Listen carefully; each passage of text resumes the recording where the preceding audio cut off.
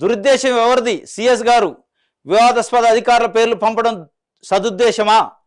దురుద్దేశం ఎవరిది? సిఎస్ గారు వివాదాస్పద పేర్లు అధికారుల పేర్లు పంపడం సదుద్దేశమా? వివాదాస్పదం అంటే ఎట్లా వివాదాస్పదం? ఏసీబీకి దొరికారా? ఏమైనా లంచాలు తీసుకుంటూ దొరికారా? ఎట్లా వివాదాస్పదం అంటారు? అంటే ఈనాడు పత్రిక చెప్తే, ఈనాడు పత్రిక రాస్తే అది వివాదాస్పదం. ఈనాడు ఆంధ్రజ్యోతి ప్రతి ఒక్కరిని చంద్రబాబుకు అనుకూలంగా లేనివాడిని, చంద్రబాబు పల్లకి మోయినోడిని ప్రతి ఒక్కరిని వివాదాస్పదంగానే చేస్తారు. అంటే మీరు రాసిన వార్తలు, మీరు రాసిన కథనాల ప్రకారం వాళ్ళని వివాదాస్పదం అంటే ఇంకా అసలు రాష్ట్రంలో ఎవడు ఉండడు అధికారి. ప్రతి ఒడు మీకు వివాదాస్పదంగానే అనిపిస్తాడు. మీ కులం, మీ పార్టీకి మద్దతు ఇచ్చేవాడు తప్ప మిగతా వాళ్ళందరూ వివాదాస్పదమే. ఇప్పుడు IPS officer AB Venkateswararao, Nimmagadda Ramesh Kumar అనేక వివాదాస్పదమైన ఆయన పైన కథనాలు వచ్చినాయి. అనేక రకాల కోర్టులు మట్టికాయలు వేసినాయి, కోర్టులలో తిరిగారు, కేసులు వేసారు. ఇది మరి వాళ్ళు వివాదాస్పదం కాదా? వాళ్ళు మంచోళ్ళు. ఇప్పుడు ఆయన తీసుకొచ్చి డీజీపీ పెడితే ఏబి వెంకటేశ్వరరావుని వీళ్ళకి #1 ఆఫీసర్ని పెట్టినట్టు అయింది. కానీ ఆయన పైన ఎన్ని వివాదాలు ఉన్నాయి? కనీసం ఫారెన్ పోవడానికి కూడా అనుమతించలే కోర్టు అనుమతి తీసుకోవాల్సిన పరిస్థితి.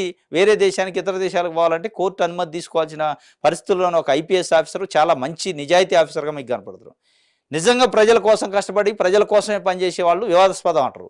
అంటే మీరు ఒక ఏమంటారు దాన్ని, గుడ్డగాల్చి మేదేస్తారు. ఒక అధికారిని చంద్రబాబుకు అనుకూలంగా లేదంటే గుడ్డగాల్చి మేదేసి ఏదో ఒక వీక్ పాయింట్ రాసి ఈయన వివాదాస్పదం అంటే అది వివాదాస్పదం వీళ్ళు అనేది. అంటే వీళ్ళు అనే వివాదాస్పద అధికారులు ఎవరు? ఇప్పటిదాకా మేము 5 సంవత్సరాల్లో రాసిన వార్తలను బట్టి మీరు వివాదాస్పదం నిర్ణయించాలనేది వీళ్ళ ఉద్దేశం. అట్లా నిర్ణయించరు రామోజీరావు గారు. మీరు చెప్పినట్టు మీ వార్తలను బట్టి ఆయన వివాదాస్పదమా, డిస్ప్యూటెడా, కాంట్రవర్సీ అధికారి అనేది పత్రికల్లో రాసిన వార్తలను బట్టి చేయరు, డిసైడ్ చేయరు.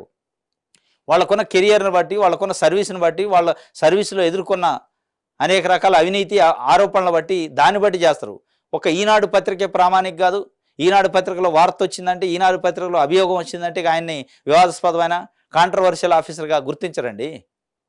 మీరు చెప్తే గుర్తించరు. ఎందుకంటే మీరు చెప్తే గుర్తించడానికి అసలు మీది పత్రిక కాదు, మీకు జర్నలిజం నామ్స్ లేదు, మీరు తెలుగుదేశం పార్టీ కోసం మీరు పత్రిక నడుపుతున్నారు అనేది ఇలా ప్రజలు అనుకుంటున్నారు. తెలుగుదేశం పార్టీ కోసం, తెలుగుదేశం పార్టీ బాగు కోసం చంద్రబాబు నాయుడు ఊడిగం చేయడానికి మీరు పత్రిక నడుపుతున్నాక, మీరు ఒక పార్టీకి మొగ్గు చూపుతున్నాక, మీరు ఒక పార్టీ కోసమే పనిచేస్తున్నాక మీరు చెప్తే వివాదాస్పదం ఎట్లయింది? ఎవరు మరి నిజాయితీ ఆఫీసర్ చెప్పండి. వీళ్ళు పంపిండు ముగ్గురిని వివాదాస్పదం అంటే ఒక్కొక్క పోస్టింగ్కి 3 అధికారులను పంపిండు. వాళ్ళలో ఒకళ్ళని ఎన్నికల కమిషన్ నియమించింది. ఎవరో చెప్పండి నిజాయితీ వాళ్ళు? ఈనాడు పేపర్ చెప్పిద్దా? అసలు మీకు అర్హత ఉందా? చెప్పే అర్హత అనేది దాని అర్థం. దురుద్దేశం ఎవరిది? సిఎస్ గారిని ప్రశ్నిస్తున్నారు. జగన్ కనుసైగలతో నడుస్తున్న జవహర్ రెడ్డి మరి రామోజీరావు కనుసైగలతో నడవాలంటుంది. ఇప్పుడు ఎన్నికల కోడ్ వచ్చింది, ఎన్నికల కమిషన్ కనుసైగల్లో ఎన్నికల కమిషన్ కనుసైగలు కూడా ఉండవు, ఆదేశాలతో పనిచేస్తారు ఏ ఆఫీసర్ అయినా. జగన్ కనుసన్నల్లో పనిచేస్తున్నట. మరి నువ్వెవరు కనుసన్నల్లో పనిచేస్తున్నావు రామోజీరావు? చంద్రబాబు నాయుడు గారి కనుసైగల్లో పనిచేస్తున్నావా, లేకపోతే నీ కనుసైగల్లో ఆయన పనిచేస్తున్నా? పింఛన్ల పంపిణీ ప్రక్రియను పక్కదారి పట్టించింది సిఎస్ఏ, ఆయనపై చర్యలు తీసుకోండి. ఈసీకి చంద్రబాబు లేఖ. ఉన్నది రాస్తే ఎదురుదాడా? రాష్ట్రంలో పోలీసు ఐపీసీని వదిలేసి వైసీపీని అనుసరిస్తుందని నిజం కాదా? అది అలా నడుతుంది. పింఛన్ల పంపిణీ ప్రక్రియ పక్కదారి పట్టిందట. పట్టడానికి కారణం మీరు కాదు.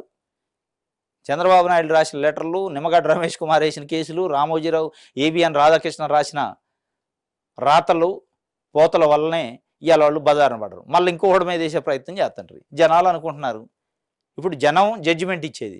రేపు మే 13 నాడు జడ్జిమెంట్ ఇవ్వాల్సింది న్యాయ నిర్ణేతలు ఎవరంటే ప్రజా కోర్టులో ప్రజలు. ఆ ప్రజలు స్పష్టంగా కనపడుతుంది సినిమా. మీరు వేసే సినిమా మొత్తం స్పష్టంగా కనపడుతుంది. మీ దొంగ మోసపూరితమైన మాటలు, రాతలు స్పష్టంగా కనపడుతుంది. కాబట్టి దాని నుంచి బయటపడటానికి ఆయన తొలగించండి, ఈయన తొలగించండి.